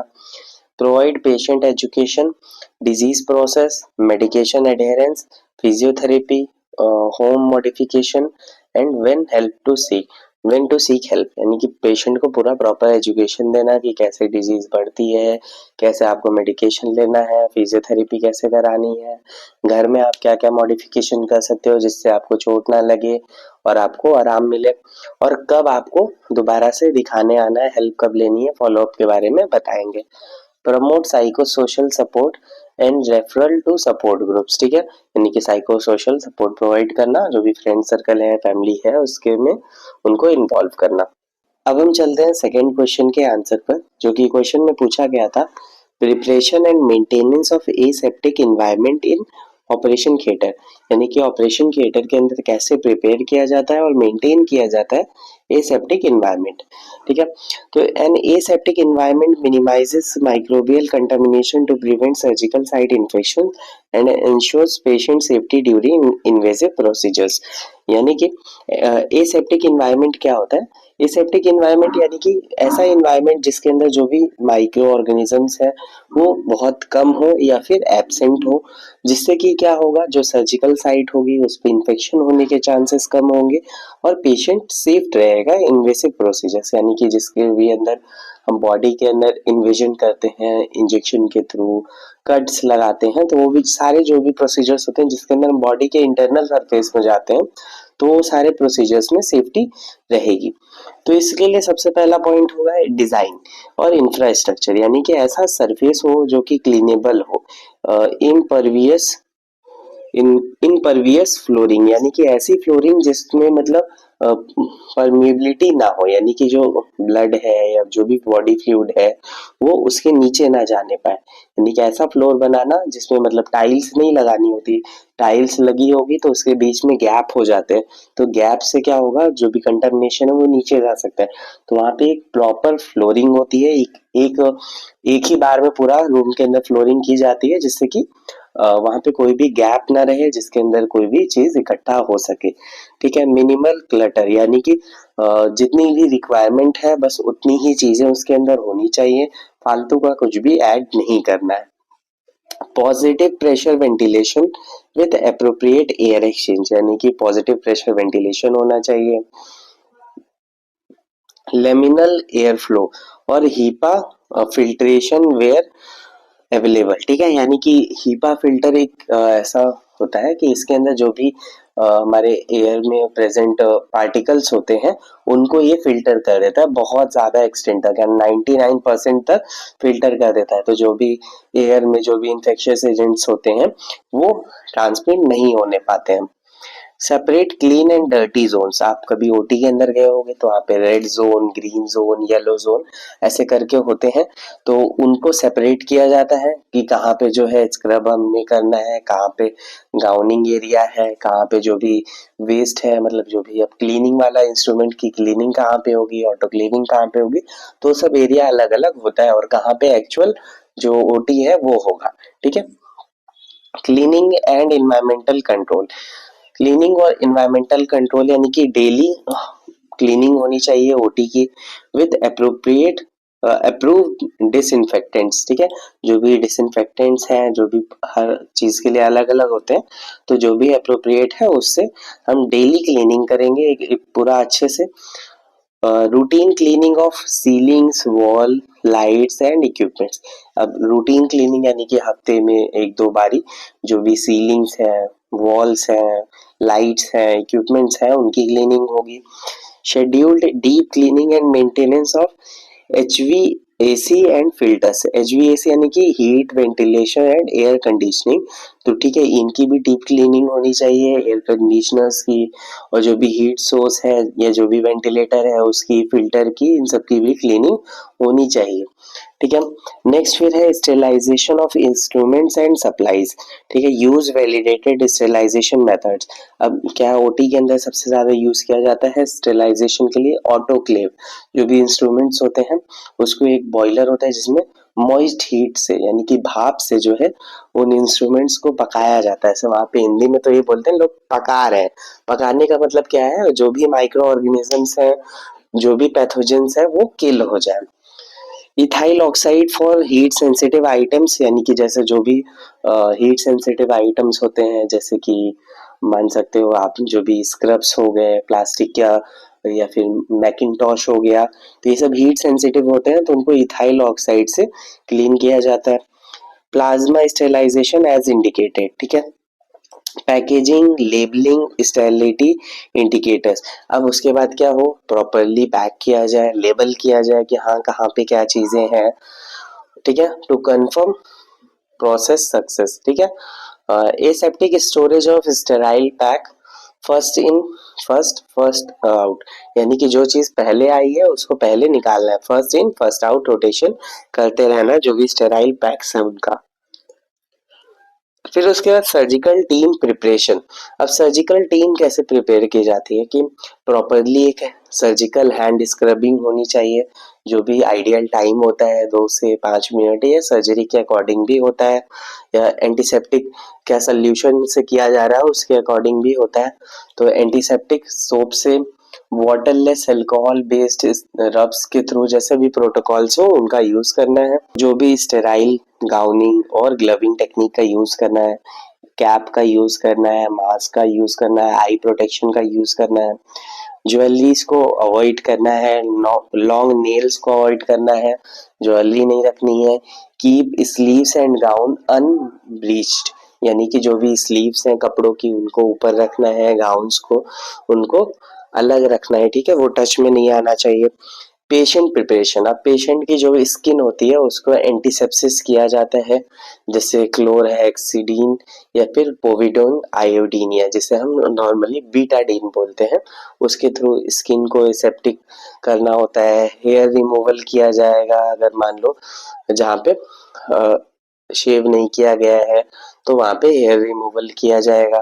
फिर surgical draping using sterile drapes to create sterility, यानी कि क्या है, सर्जिकल ड्रेप्स आपने देखा होगा कि जिस भी साइड पे मान लो एब्डोमेन की सर्जरी है तो बाकी ऊपर का कुछ एरिया जो है कवर कर दिया जाता है, साइड्स कवर कर दिए जाते हैं, उसे लॉक कर दिया जाता है ताकि जो है बाकी जो ऊपर का एरिया है वो स्टेराइल बन जाए।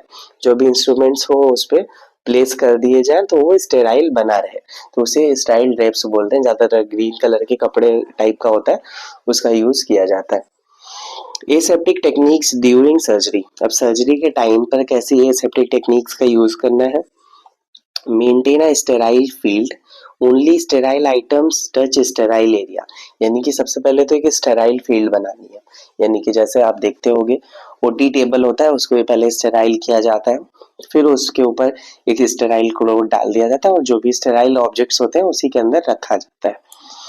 और non sterile personnels maintain distance, यानी जो भी नॉन स्टेराइल पर्सनल्स हैं वो डिस्टेंस बना के रखें। जैसे कि हम लोग जाते थे एज ए स्टूडेंट, तो हम लोग को क्या है दूर रखा जाता था कि बस दूर से देखो, कोई चीज मांगेंगे तो दूर से उठा के दे देना बस, चिटिल फॉरसेप्स से, ठीक है, छूना नहीं कुछ भी, ठीक है। तो हम लोग को पहले से ही गाइड किया जाता था ऐसे से करना।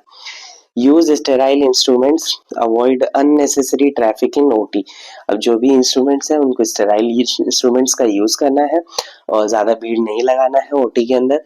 कीप डोर्स क्लोज, यानी कि जो ओटी के डोर्स हैं उनको बंद करके रखना है।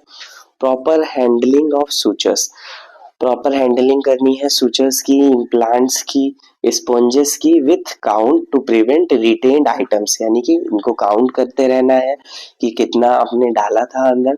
जैसे ब्लड को रोकने के लिए स्पंजेस डाले जाते हैं ना उसके अंदर, तो उसको गिन के डालना होता है। ये नस का ही काम होता है कि वो गिन के दे और वापस गिन के वापस भी निकलवाए कि हाँ कितने निकले हैं वापस। नहीं तो पता चले अगर एक भी अंदर रह गया तो बहुत ज्यादा मेजर प्रॉब्लम हो सकती है, दोबारा से सर्जरी करनी पड़ सकती है, ठीक है, इतनी बेकार कंडीशन हो जाती है, इन्फेक्शन बहुत बुरा हो सकता है। मेंटेनेंस ड्यूरिंग ऑपरेशन, अब ऑपरेशन के अंदर क्या है, मेंटेनेंस करना होता है हमें। Strict aseptic handling of instruments and implants, यानी कि एसेप्टिक हैंडलिंग करनी है इंस्ट्रूमेंट्स और इम्प्लांट्स की। इमीडिएट रिप्लेसमेंट और रीस्टेलाइजेशन इफ कंटामिनेशन अकर्स, यानी कि अगर मान लो जैसे ग्लव्स वगैरह है, गलती से कहीं टच हो गया तो उसे तुरंत इमीडिएटली रिप्लेस कर देना है। या फिर मान लो कोई ऑब्जेक्ट है, कोई भी फॉल्सेप मान लो नीचे गिर गया, तब उसे उठा के वापस नहीं रखना, उसको वापस से अब डिस्कार्ड कर देना है या फिर उसे रीस्टराइल करने के लिए वापस से भेज देना है, ठीक है, उसको दोबारा से यूज नहीं करना है। Use of sterile barriers for suction line irrigation fluids, ठीक है। Monitor environmental parameters, temperature, humidity, air exchanges.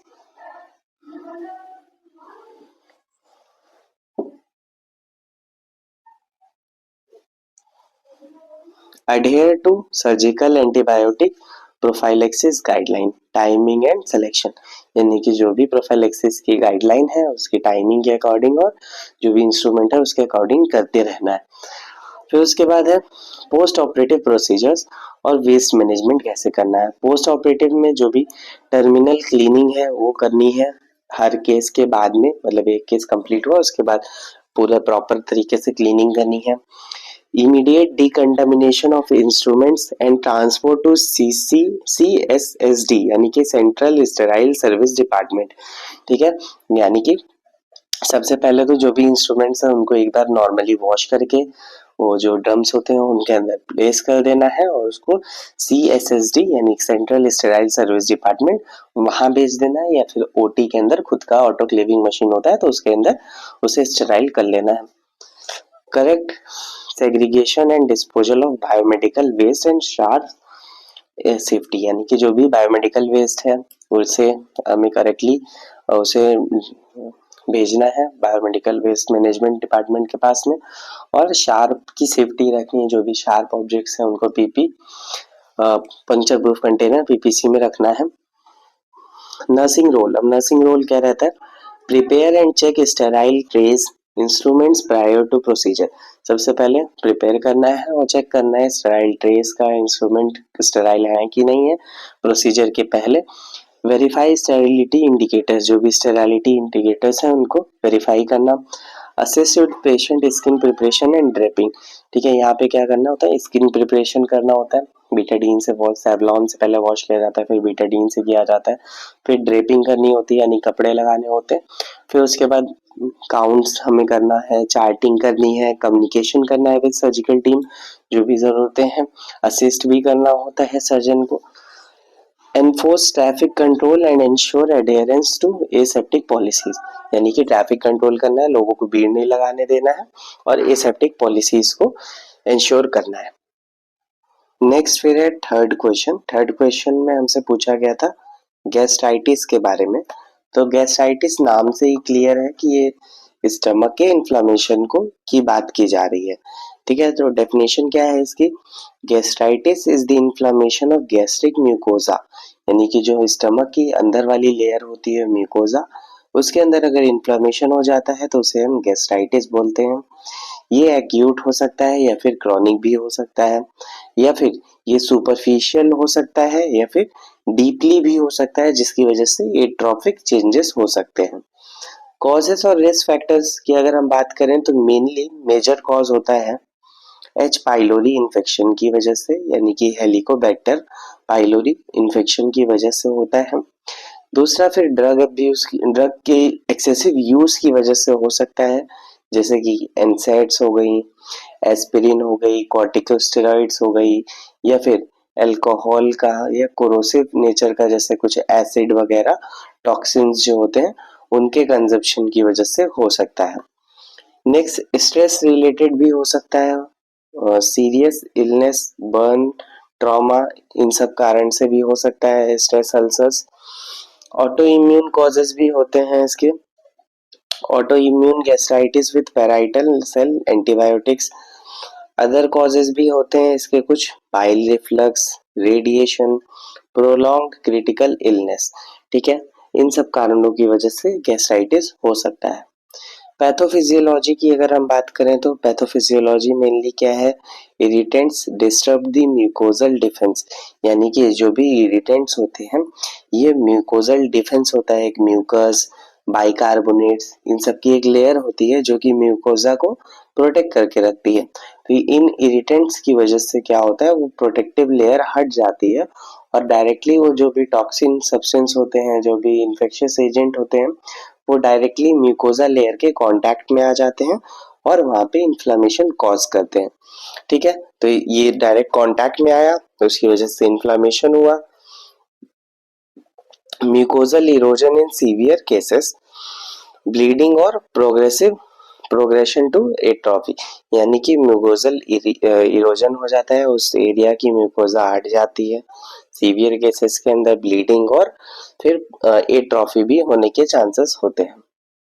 Clinical features की बात करें तो एपिगैस्ट्रिक पेन होगा, एपिगैस्ट्रिक रीजन 9 क्वाड्रेंट याद करो तो ये ऊपर वाला एपिगैस्ट्रिक रीजन होता है जहाँ पे स्टमक प्रेजेंट होता है, उसके अंदर पेन होगा, डिस्कम्फर्ट होगा, बर्निंग सेंसेशन होगा, नोजिया, वॉमिटिंग, एनोरेक्सिया यानी कि लॉस ऑफ एपेटाइट हो जाएगा, ब्लोटिंग और ब्लीचिंग होगा। ठीक है, हिमेटिमेसिस, हिमेटिमेसिस यानी कि वॉमिटिंग के अंदर ब्लड आना, या फिर मेलेना होगा, यानी कि ब्लैक कलर का स्टूल होगा। ब्लैक कलर स्टूल इस वजह से क्योंकि ब्लड क्लॉट हो जाने के बाद ब्लैक हो जाता है, ये हो सकता है। क्रॉनिक ऑटो इम्यून गैस्ट्राइटिस में कॉज विटामिन B12 डेफिशिएंसी, तो अगर क्रॉनिक ऑटो इम्यून गैस्ट्राइटिस है तो उसकी वजह से विटामिन B12 की डेफिशिएंसी हो सकती है जो कि अनीमिया कॉज करेगा। कॉम्प्लिकेशंस क्या हो सकते हैं? पेप्टिक अल्सर हो सकता है, गैस्ट्रोइंटेस्टाइनल ब्लीडिंग हो सकती है, क्रॉनिक एट्रोफिक गैस्ट्राइटिस हो सकता है विथ इंटेस्टाइनल मेटाप्लेजिया, यानी कि रिस्क ऑफ गैस्ट्रिक कार्सिनोमा। ठीक है, यहाँ पे कैंसर होने के चांसेस हो सकते हैं, पर्निशियस एनीमिया हो सकता है। डायग्नोसिस के अंदर क्या किया जाएगा? अपर जीआई एंडोस्कोपी की जाएगी विथ और विदाउट बायोप्सी। अगर लग रहा है कैंसर के कुछ अगर साइंस दिख रहे हैं तो उसके डिटेक्ट करने के लिए बायोप्सी भी की जा सकती है या फिर बिना बायोप्सी के भी एंडोस्कोपी की जा सकती है। Culture for H pylori, H pylori के लिए कल्चर करना, सीबीसी कराना एनीमिया डिटेक्ट करने के लिए, और स्टूल टेस्ट कराना जिससे कि एच पाइलोरी इन्फेक्शन का पता चले। मेडिकल मैनेजमेंट के अंदर क्या होता है? सबसे पहले जो भी कॉजेटिव एजेंट्स हैं, जैसे कि मान लो कोई एनसेड ड्रग्स की वजह से हो रहा है या फिर अल्कोहल की वजह से हो रहा है, तो सबसे पहले उसको बंद कर देना है। फिर अगर इन्फेक्शन की वजह से हुआ है, एच पाइलोरी की वजह से हुआ है, तो एच पाइलोरी क्या होता है? एक बैक्टीरिया होता है, तो उसके लिए एंटीबायोटिक्स प्रोवाइड करना, एसिड सप्रेशन करना, यानी कि जो स्टमक एसिड होता है उसको कम करना, क्योंकि म्यूकोजल बैरियर जो है वो हट गया है तो उससे और ज़्यादा घाव बढ़ता जाएगा। तो इस वजह से क्या करना है, एसिड को सप्रेस करना है। उसके लिए प्रोटोन पंप इनहिबिटर्स ड्रग मान लो इसके अंदर कौन कौन सी आती है, जैसे कि ओमेप्राजोल, पेंटाप्रोजोल, तो वो सब इसके अंदर आती हैं। या फिर H2 रिसेप्टर ब्लॉकर्स भी प्रोवाइड किया जा सकता है। सक्रालफेट क्या करता है, ये म्यूकोजल प्रोटेक्शन का काम करता है। एंटीइमेटिक्स दिया जाएगा वॉमिटिंग के लिए, ठीक है। तो ये सारी ड्रग्स दी जाती हैं। नर्सिंग मैनेजमेंट के अंदर क्या रहेगा, नर्सिंग मैनेजमेंट के अंदर सबसे पहले तो पेन असिस्ट करना, वाइटल साइंस को असिस्ट करना और जीआई ट्रैक की ब्लीडिंग को असिस्ट करना, मॉनिटर करना हीमोग्लोबिन लेवल और हीमोडायनेमिक स्टेटस, एनपीओ रखना पेशेंट को, या फिर जो भी मॉडिफाइड डाइट है उसे प्रोवाइड करना। ग्रेजुअली री इंट्रोड्यूस ब्लैंड फूड्स, जो भी मतलब हल्के फूड्स होते हैं उनको ब्लेंड करके एकदम यानी कि मिक्स करके एकदम मैच करके देना पेशेंट को। एडमिनिस्टर प्रिस्क्राइब मेडिकेशंस, जो भी मेडिकेशंस प्रिस्क्राइब्ड हैं, प्रोटोन पंप इनहिबिटर, एंटीबायोटिक्स और भी जो मेडिकेशन प्रिस्क्राइब्ड हुई है उन सबको प्रोवाइड करना और उनके साइड इफेक्ट्स को मॉनिटर करना।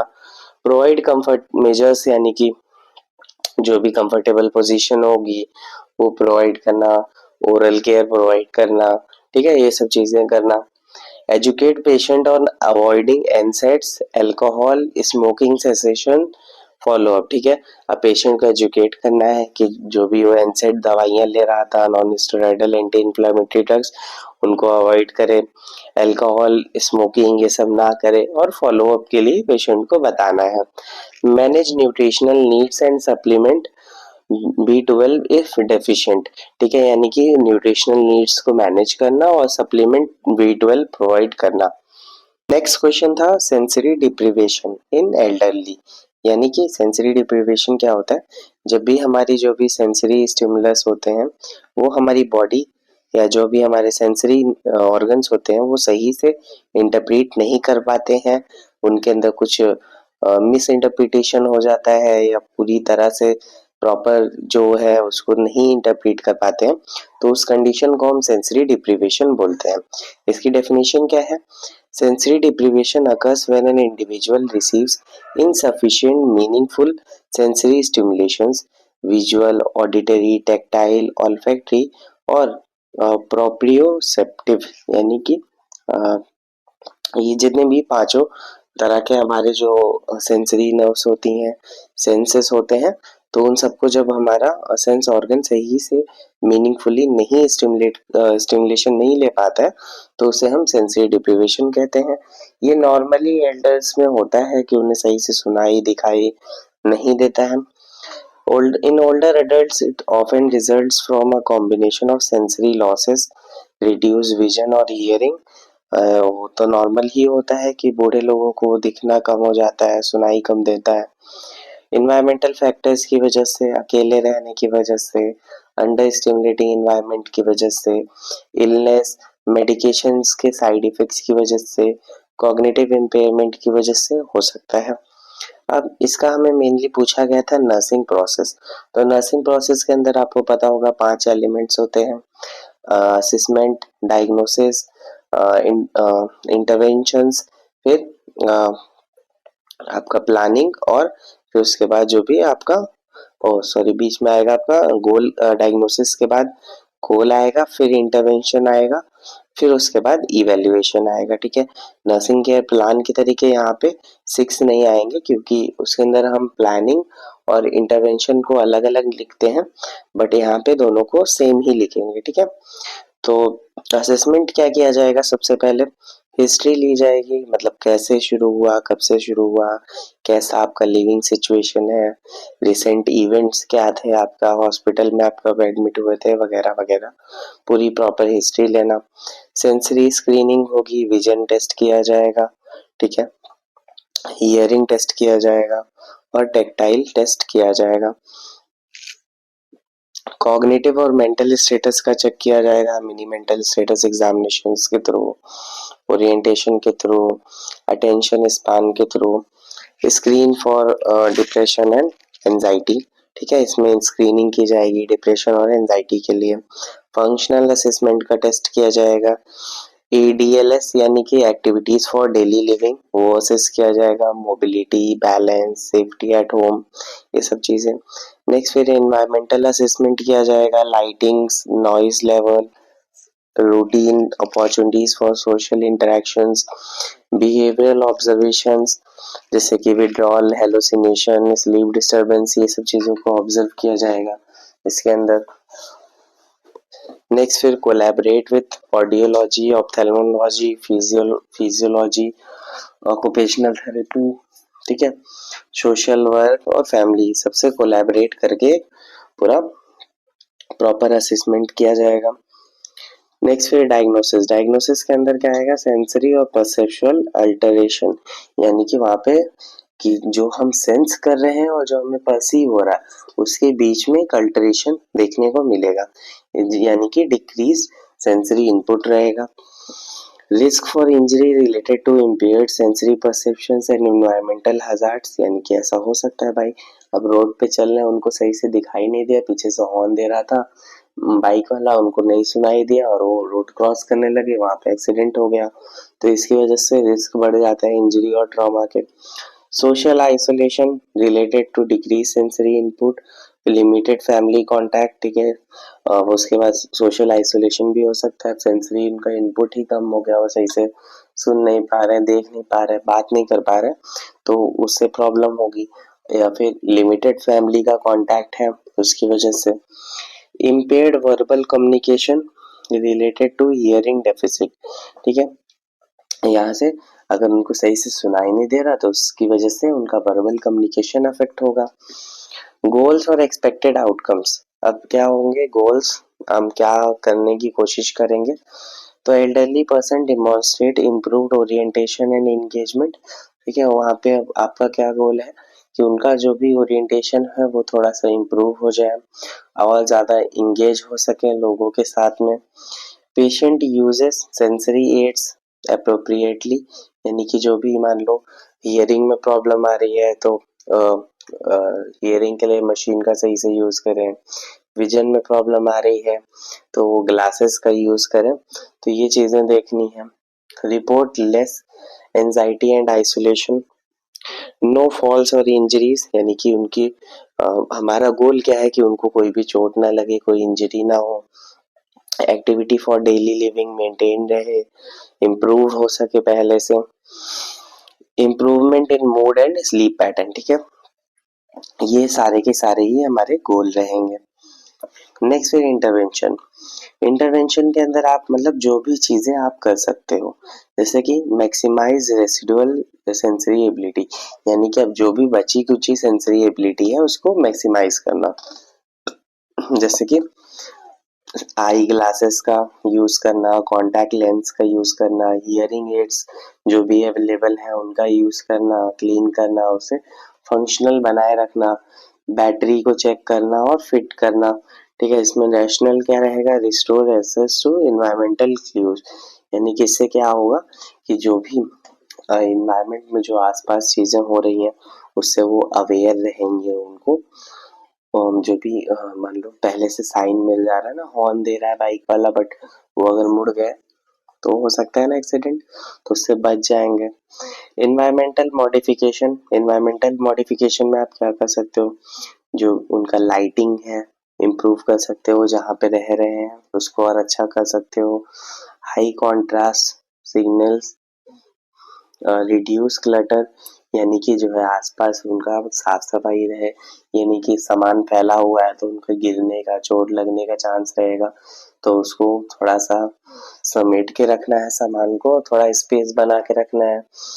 रिमूव ट्रिपिंग हजार्ड्स, यानी कि जो भी हजार्ड्स हैं उनको हटा देना है। Reduce background noise, use quite times, control TV radio volume, enhance usable sensory inputs and safety, ठीक है। इससे क्या होगा, जो भी सेंसरी इनपुट होगा वो और इंक्रीज होगा और सेफ्टी इंश्योर की जाएगी। नेक्स्ट फिर ओरिएंटेशन और प्रिडिक्टेबल रूटीन। अब क्या है ओरिएंटेशन, उनको क्या है क्लॉक का, कैलेंडर का यूज करने के लिए उनको मोटिवेट करना। लार्ज प्रिंट नोटिस, यानी कि लार्ज फॉन्ट का यूज करना, मतलब वो अगर पढ़ने में प्रॉब्लम हो रही है तो बड़े बड़े फॉन्ट्स को इजीली पढ़ सकेंगे, तो उनको प्रोवाइड करना। Consistent daily schedule, reorient frequently time place और पर्सन, उनको बताते रहना हाँ अभी इतना टाइम हो रहा है, आज ये तारीख है, हम इस जगह पर जा रहे हैं, ऐसा चीजें बताते रहना जिससे कि उनका कॉग्निशन बढ़ेगा और रिड्यूस होगी एंजाइटी। मीनिंगफुल सेंसरी स्टिमुलेशंस, यानी कि meaningful sensory stimulations like schedule visits, conversation, reading allowed, favorite music, photograph, tactile activities, grooming, hand massage, aromatherapy if appropriate. Provide purposeful, pleasant input that mitigates deprivation. ठीक है। Next फिर communication strategies, face the person, speak clearly, slowly, use short sentence, यानी कि बात करने में उनको आसानी हो इसके लिए क्या करना है, सामने फेस टू फेस बात करनी है, क्लियरली बात करनी है, धीरे धीरे बात करना है और छोटे छोटे सेंटेंसेस के अंदर बात करनी है। Reduce background noise, use gestures and written clues, confirm understanding, compensate for hearing and processing deficit, encourage socialization activities, facilitate group activities, family phone video calls, pet therapy, occupational therapy tasks, community engagement, ये सब चीज़ों को improve करना जिससे कि क्या होगा, isolation prevent होगा और ये प्रोवाइड करेगा एक कॉग्निटिव स्टिमुलेशन। नेक्स्ट फिर है sleep hygiene and activity scheduling. Sleep hygiene एक मेंटेन करके रखना है उनको, हाँ शांति से दिन में एक्टिविटी कराना है और शाम को शांति से उनको सोने देना है। ठीक है, तो इससे क्या होगा, जो भी पेन है, मेडिकेशन के साइड इफेक्ट्स हैं वो मैनेज होके रहेंगे। Reduces day time sleepiness and worsen deprivation.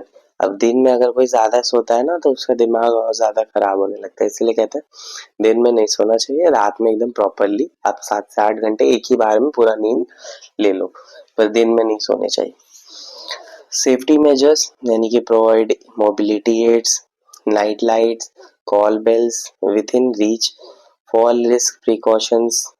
Rational क्या होंगे यहाँ पे, prevents injury in patient with reduce environmental awareness.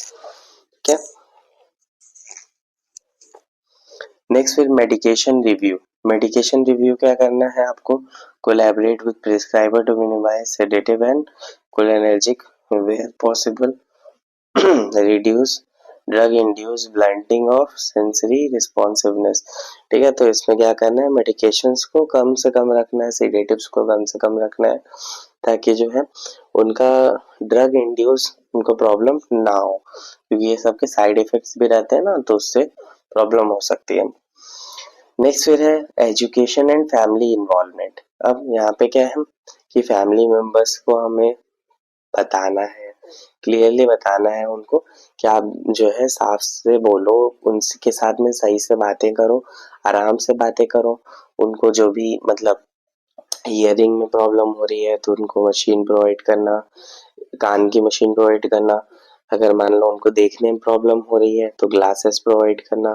Bring familiar objects, यानी कि ऐसे ऑब्जेक्ट्स को उनके सामने लाना जो कि जिससे वो यूज्ड टू हो। Encourage visits and activities. अब फैमिली मेंबर्स को ऐसा हम कहेंगे कि आप ज्यादा से ज्यादा बारी आके अपने मतलब जो भी एल्डर पर्सन है, फादर है, मदर है, ग्रैंड फादर है, मदर हैं, तो उनसे आप रेगुलरली मिलते रहो बीच बीच में आके। इससे क्या होगा, family helps maintain meaningful sensory input and provide emotional support. इससे क्या होगा, फैमिली हेल्प करेगी उनको, जो भी सेंसरी इनपुट्स हैं वो एक मीनिंगफुल रहे, कि उनको भाई मशीन लगी रहेगी, उनको दिखाई देगा तो वो समझ पाएंगे और उनको थोड़ा इमोशनल सपोर्ट भी मिलेगा। और अगर लिखने से नहीं काम बनता है तो उनको रेफरल प्रोवाइड करना, audiology, ophthalmology, speech language pathology, physiotherapy, occupational therapy, mental health के लिए जैसा भी जरूरत होगी वैसे उनको रेफर कर देना। नेक्स्ट फिर अब इवैल्यूएशन। इवैल्यूएशन काफी इंपॉर्टेंट है यहाँ पे। अब यहाँ पे रीअसेस करेंगे हम अटेंशन को, कि पहले से कुछ चेंजेस आए कि नहीं आए, मूड के अंदर चेंजेस आए, एंगेजमेंट में आए कि नहीं आए। ठीक है, एक्टिविटी फॉर डेली लिविंग में क्या परफॉर्मेंस पहले से बेटर हुआ, वर्स हुआ, कोई फॉल के इंसिडेंट्स हुए कि नहीं हुए, फैमिली से फीडबैक लेना, अब प्लान को उसी हिसाब से एडजस्ट करना कि जैसा मतलब पेशेंट को जो जो चीज़ें हो रही हैं उसको और ज़्यादा अच्छे से मैनेज करना। एक इवैल्यूएशन इसीलिए किया जाता है। Adjust plan if patient remains withdrawn और experiences hallucination and delirium. Consider medical causes, infection, metabolic disorders and treat. ठीक है, इसमें जो भी प्रॉब्लम्स हैं उनको ट्रीट करना। नेक्स्ट क्वेश्चन था हमारा स्ट्रोक। स्ट्रोक को हम क्या बोलते हैं? सेरिब्रोवैस्कुलर एक्सीडेंट, जिसे शॉर्ट में CVA भी लिखा जाता है। ऐसे भी करके कई बार क्वेश्चन पूछा जा चुका है, तो आप इसे याद रखना। डेफिनेशन क्या है? Stroke is an acute focal neurological deficit due to abrupt disruption of cerebral blood flow, either ischaemic और haemorrhagic, leading to brain tissue injury. यानी कि इसमें मेनली क्या होता है, जैसे कि आप मायोकार्डियल इंफ्रैक्शन पढ़ते हो, जिसके अंदर क्या होता है, ब्लड सप्लाई रुक जाती है हमारे हार्ट को। ठीक उसी तरह अगर हमारे ब्रेन को ब्लड सप्लाई रुक जाती है तो उस कंडीशन को स्ट्रोक बोलते हैं या फिर सेरिब्रो वेस्कुलर एक्सीडेंट बोलते हैं। ये दो तरह से हो सकता है, या तो इश्मिक शॉक हो यानी कि इश्मिक स्ट्रोक हो, यानी कि इसमें क्या होगा, ब्लॉकेज हो जाता है ना, एम्बोलिज्म थ्रोम्बोसिस आपने पढ़ा होगा, तो वो हो जाने की वजह से अगर ब्लड सप्लाई नहीं पहुंच पा रही, ब्लड नहीं पहुंच पा रहा है, तब अगर ब्रेन के टिश्यूज में डेथ हो जाए तो उसे हम स्ट्रोक बोलेंगे, इश्मिक स्ट्रोक बोलेंगे। और अगर हैमरेज होने की वजह से, मान लो कहीं पे एरिज्म बना हुआ था पहले से, एन्यूरिज्म बना था पहले से मान लो, या फिर ब्लड प्रेशर काफी ज्यादा हो गया और अचानक से वहां की कोई सी भी ब्लड वेसल फट गई ब्रेन के अंदर, तो उसे हम हेमरेजिक स्ट्रोक बोलते हैं। ठीक है, तो इसके मेनली तो यही दो टाइप होते हैं, इश्मिक स्ट्रोक और हेमरेजिक स्ट्रोक। इश्मिक स्ट्रोक ज्यादा होता है, ये 80% लोगों में जो स्ट्रोक के पेशेंट होते हैं उनके अंदर इश्मिक स्ट्रोक ही हुआ होता है। इसमें क्या होता है, caused by atrial effusion, thrombotic in situ, atherosclerotic thrombosis और एम्बोलिक, यानी कि कार्डियक एम्बोलिक एट्रियल फिब्रिलेशन। ठीक है, यानी कि क्या है, इसमें क्या हो, एट्रियल अकल्जन होता है, यानी कि आर्टरी के अंदर बीच में ब्लॉकेज हो जाता है। वो चाहे थ्रोम्बोटिक हो या फिर एम्बोलिक हो सकता है। थ्रोम्बोटिक यानी कि एक ही जगह पे रुक जाएगा, ठीक है, वहां पे जाके इकट्ठा हो जाएगा ब्लड और ब्लॉक कर देगा, या फिर एम्बोलिक है मतलब हार्ट में हुआ फिर वहां से धीरे धीरे करके ट्रांसफर हो गया। ठीक है, तो ये इस तरीके से हो सकता है। हेमोरेजिक स्ट्रोक, हेमोरेजिक स्ट्रोक क्या होता है, इंट्रासेरेब्रल हेमरेज की वजह से होता है। मेनली हाइपरटेंशन की वजह से क्या होता है, वहां पे हाइपरटेंसिव ब्लीडिंग होने लगती है, या फिर सब एरेक्नोइडल हेमरेज होता है, जहाँ पे मान लो एरिज्म बना होता है, ऐसे ब्लड वेसल्स होती है ना, अब उसके बीच में ऐसे करके बन जाता है, तो उसे हम, ये जो पार्ट है हमारा एरिज्म बन जाता है, अगर ये फट जाता है, ये सॉफ्ट हो जाता है, अगर ये फट जाता है तो ये यहाँ से ब्लीडिंग स्टार्ट हो जाती है, इसे हम तब कहेंगे हेमरेजिक स्ट्रोक। या फिर ट्रांसिएंट इश्मिक अटैक आता है, transient focal ischaemic without permanent infection, यानी कि इसमें क्या होता है, थोड़े टाइम के लिए हो जाता है इश्मिक, इश्मिया उसकी वजह से होता है, और परमानेंट नहीं रहता है, थोड़े टाइम बाद ठीक हो जाता है। तो मेनली तो यही है इश्मिक और हेमरेजिक, ये भी ध्यान में रखना। कॉजेज और रिस्क फैक्टर्स की अगर हम बात करें तो मेन कॉज इसका रहता है हाइपरटेंशन। हाइपरटेंशन, एथेरोस्क्लेरोसिस यानी कि आर्टरीज के अंदर फैट का कलेक्शन हो जाना, कोलेस्ट्रॉल का कलेक्शन हो जाना, जिससे कि आर्टरी के अंदर ब्लॉकेज हो जाए। Atrial fibrillation, diabetes, smoking, hyperlipidaemia यानी कि कोलेस्ट्रॉल लेवल बढ़ जाएगा, तब कोलेस्ट्रॉल इकट्ठा होने के चांसेस रहते हैं ब्लड वेसल्स के अंदर, जिसकी वजह से हो सकता है, या फिर अल्कोहल की वजह से भी होता है। क्लिनिकल मैनिफेस्टेशंस की अगर हम बात करें तो सडन फोकल डेफिसिट, वीकनेस और नमनेस, यूजुअली यूनिलेटरल, यानी कि ये क्या होता है, ज्यादातर आईडी होता है, मतलब दो हेमिस्फीयर होते हैं, राइट लेफ्ट, तो जो राइट होता है वो लेफ्ट बॉडी को कंट्रोल करता है और लेफ्ट वाला जो होता है हमारी राइट बॉडी को कंट्रोल करता है। तो अगर लेफ्ट साइड हो गया तो हमारा जो है राइट साइड वाली बॉडी पे अफेक्ट पड़ेगा। यही यहाँ पे मतलब है कि ये जिधर भी साइड होता है तो उधर ये अपोजिट साइड की बॉडी को अफेक्ट करता है, ठीक है, यानी कि पैरालिसिस हो जाता है, फेशियल ड्रूप्स हो जाते हैं, जो होता है उतर आता है, ढीला पड़ जाता है, ठीक है, वीकनेस हो जाती है, स्लर्ड स्पीच और एफेजिया, यानी कि या तो बहुत अजीब तरीके से बोलेगा जो कि समझ में नहीं आएगा या फिर बोल ही नहीं पाएंगे।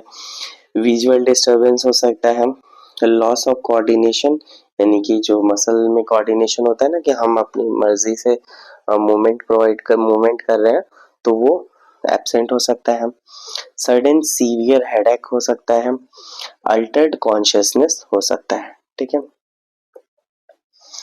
डायग्नोसिस के अंदर क्या करते हैं, immediate non contrast CT scan करते हैं ब्रेन का, ठीक है, जिससे कि डिफरेंशिएट हो जाता है इश्मिक और हेमोरेजिक शॉक के बीच, स्ट्रोक के बीच में।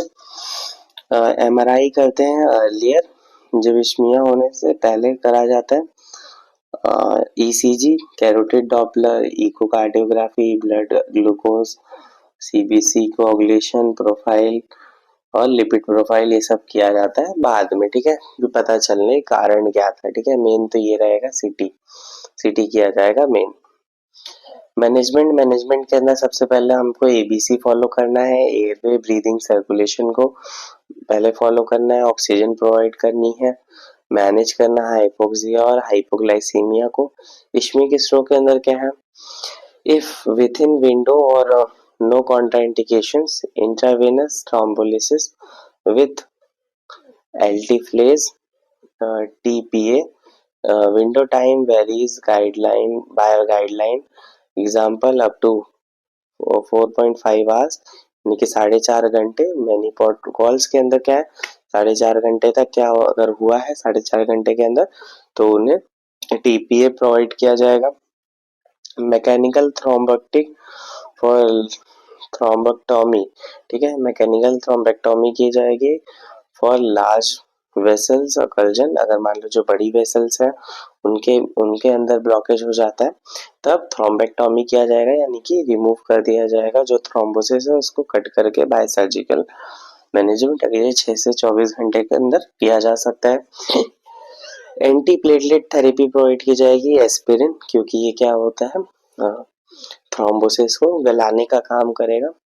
Consider anticoagulation if cardiac embolic, control BP as per protocol, ठीक है।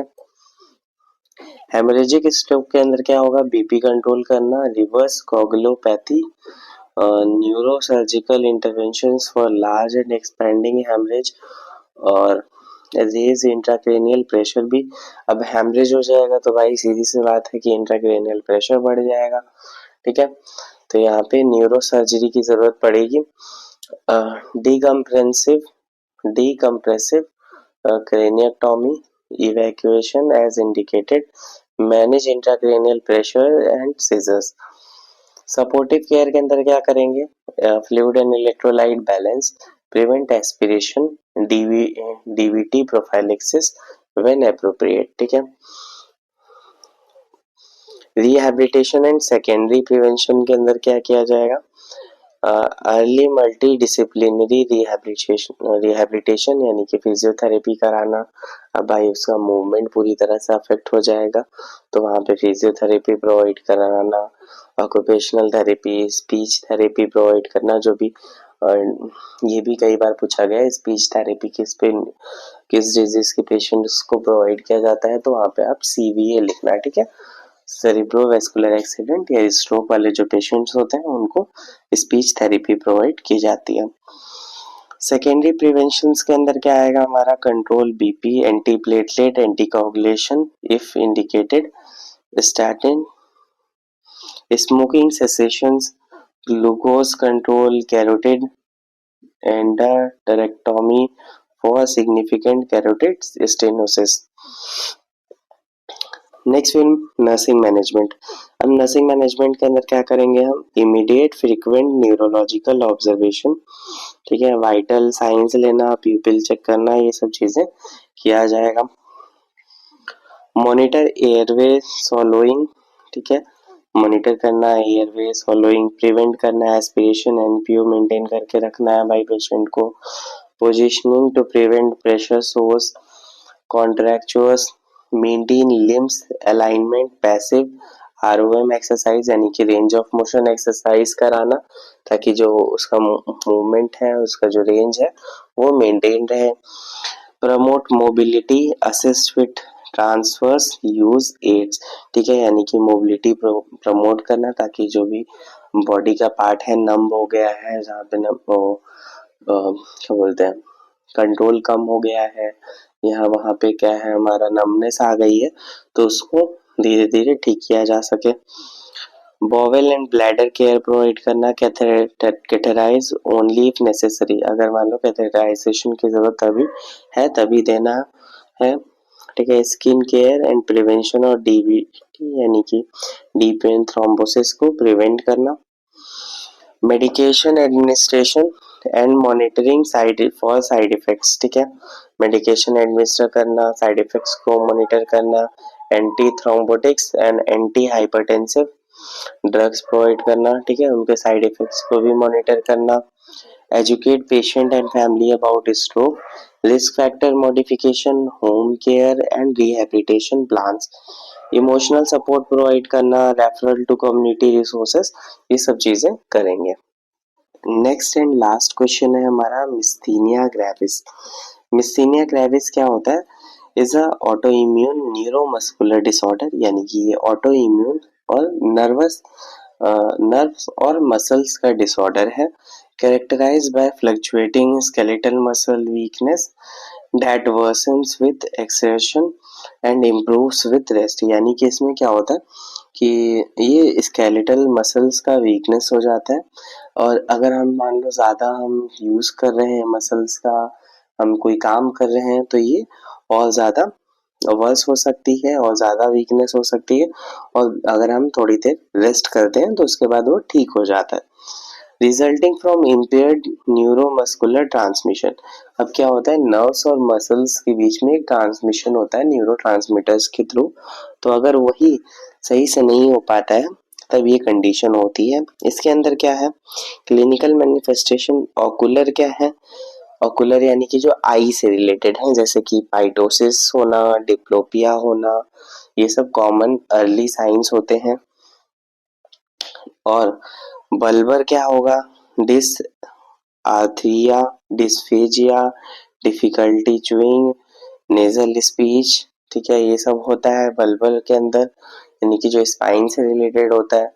जनरलाइज में क्या रहेगा, प्रॉक्सिमल लिम्ब वीकनेस, यानी कि वर्सन विद एक्टिविटी, जो हमारे लिम्स होते हैं हाथ पैर, उनके अंदर प्रॉब्लम होती है, और एक्टिविटी जैसे अगर हम काम करते हैं तो ये और ज्यादा वर्स होता जाता है। नेक वीकनेस होना, respiratory muscles involvement leading to dyspnoea, myasthenic crisis, life threatening respiratory failure due to severe weakness, requires ventilatory support, ठीक है। डायग्नोसिस के अंदर हम क्या करते हैं, history collection, physical examination. Serology के अंदर क्या होती है कि एंटीबॉडीज को चेक किया जाता है, जो कि ऑटो इम्यून, जब भी कोई भी रिएक्शन होती है तब वो एंटीबॉडीज का लेवल बढ़ जाता है, ठीक है। AChR एंटीबॉडीज को चेक किया जाएगा, वो अगर पॉजिटिव है तो यानी कि ऑटो इम्यून डिजीज हुई है। CT/MRI किया जाएगा। अब इसके अंदर मेडिकेशंस क्या क्या प्रोवाइड किए जाते हैं वो हम देख लेते हैं एक बार। सबसे पहले तो सिम्टोमेटिक ट्रीटमेंट प्रोवाइड किया जाता है, जिसके अंदर एंटी कोलिनेस्टेरेज एजेंट्स प्रोवाइड किए जाते हैं, जैसे कि pyridostigmine to increase ACH at junction, यानी कि जंक्शन में क्या होता है, एसिटाइल कोलिन होता है ना, तो वही एसिटाइल कोलिन का लेवल बढ़ाने के लिए एक न्यूरोट्रांसमीटर है, तो उसके लिए ये एंटी कोलिनेस्टेरेज कोलिनेस्टेरेज एजेंट प्रोवाइड किए जाते हैं। इम्यूनोसप्रेशन के लिए क्या करते हैं, कॉर्टिकोस्टेरॉइड जैसे कि प्रेडनिसोन, और स्टेरॉइड स्पेयरिंग एजेंट जैसे कि एज़ेथियोप्रिन, माइकोफिनोलेट, साइक्लोस्पोरिन, ये सब प्रोवाइड की जाती हैं लॉन्ग टर्म कंट्रोल के लिए। Rapid immuno modulatory therapy for crisis and severe weakness, plasmapheresis और इंट्रावेनस इम्यूनोग्लोबुलिन, इंट्रावेनस यानी कि आईवी इम्यूनोग्लोबुलिन्स प्रोवाइड किए जाते हैं। थाइमेक्टोमी, थाइमेक्टोमी यानी कि indicated in patients with thymoma and considered in generalised AChR antibodies positive mg to improve remission rate. ठीक है, तो ये एंटीबॉडीज को प्रोवाइड किया जाता है ताकि जो है उसका रिमिशन रेट कम हो सके। सर्जिकल मैनेजमेंट, सर्जिकल मैनेजमेंट के अंदर क्या किया जाएगा, थाइमेक्टोमी किया जाता है। ये ट्रांसएक्सटर्नल हो सकती है, वैट्स या रोबोटिक हो सकती है। Recommended in thymoma, often in earlier onset generalised myasthenia gravis. ठीक है, अब नर्सिंग मैनेजमेंट हम देख लेते हैं। मेन हम लोग के लिए यही इंपॉर्टेंट होता है नर्सिंग मैनेजमेंट। तो इसके अंदर सबसे पहले तो असेसमेंट करना है, जो भी रेस्पिरेटरी फंक्शन है क्या सबसे ज़्यादा इंपॉर्टेंट है। रेस्पिरेटरी मसल्स का अगर हो सकता है मान लो वीकनेस हो गया, पैरालिसिस हो गया तब, तो इसीलिए सबसे ज़्यादा इंपॉर्टेंट रहता है respiratory rate, tidal volume, use of accessory muscles, oxygen saturation, EBG if indicated, assess swallowing and cough strength, medication administration, ensure timely dosing of pyridostigmine, timely effect strength, monitor for cholinergic side effects, monitor immunosuppressive therapy effects, infection risk and blood test, crisis prevention and management, recognize early signs of respiratory compromises, prepare for emergency airway support and coordinate plasmapheresis, ये IV immunoglobulin जो provide किया जाता है। In crisis prioritise airway and ventilatory support, अगर मान लो कोई crisis की condition आती है तो वहां पर हम एयरवे प्रायोरिटाइज करेंगे और सबसे पहले वेंटिलेटरी सपोर्ट प्रोवाइड करेंगे। Nutrition and सॉलोइंग, evaluate for aspiration risk, provide modified diet और एनजी फीडिंग यानी कि नेजोगैस्ट्रिक ट्यूब के थ्रू फीडिंग कराना अगर जरूरत पड़ती है तो। और पोजीशन क्या करना, अपराइट देख रखना यानी कि बैठा कर ही खाना देना। Activity planning, schedule activities when muscle strength is best, यानी कि जो भी एक्टिविटीज हैं उनको हम जब स्ट्रेंथ ज्यादा होगी उस टाइम पे कराएंगे, जैसे कि मॉर्निंग का टाइम होता है। Allow rest period, avoid over heating और ओवर एक्सर्शन, यानी कि रेस्ट प्रोवाइड करना, रेस्ट प्रोवाइड करेंगे एक्सरसाइज के टाइम पे और उस मतलब एक्सरसाइज के बाद प्रॉपर रेस्ट प्रोवाइड करेंगे। बहुत ज़्यादा एक्टिविटी नहीं कराएंगे जिससे कि कुछ ओवर हो जाए। ठीक है, इन्फेक्शन कंट्रोल यानी कि prevent infections which can precipitate or deterioration. Education, teach medication schedule, signs of misthenic and cholinergic crisis both cause weakness. Cholinergic crisis often has muscarinic sign like diarrhea, sweating, bradycardia. When to seek urgent care and importance of follow-up. Psychosocial support and coordinate referrals for respiratory therapy, speech and solo therapy and occupational therapy. ठीक है, proper मतलब psycho social support, solo therapy provide करना, speech therapy provide करना, respiratory therapy provide करना, occupational therapy, proper सब चीजें provide करना। तो ये था हमारा पेपर मेडिकल सर्जिकल फर्स्ट का, जो कि सितंबर 2025 के अंदर आया हुआ था। काफी अच्छे अच्छे क्वेश्चंस थे यहाँ पे, हमने सबको सॉल्व कर लिया। अगर आपको ये वीडियो अच्छा लगा हो तो लाइक करना, चैनल को सब्सक्राइब करना। ठीक है, thank you for watching this video, thank you.